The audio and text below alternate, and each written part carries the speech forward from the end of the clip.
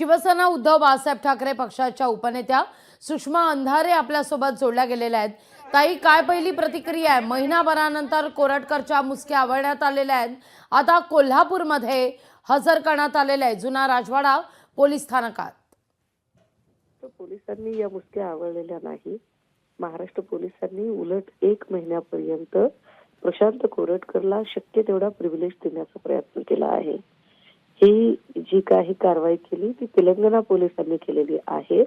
आतापर्यंत जे जे आरोपी सापडले ते यूपी, बिहार किंवा तेलंगणा अशा राज्यांमधून सापडले। महाराष्ट्र पोलिसांना आरोपी सापडत नाही। आता अपेक्षा हीच आहे की जर कोल्हापूर कोर्टामध्ये हजर केलेला आहे तर त्यातही पुन्हा पुरावे नष्ट करण्यासाठीचा पुरेसा वेळ सरकारच्या कृपेने त्याला मिळालेला आहे।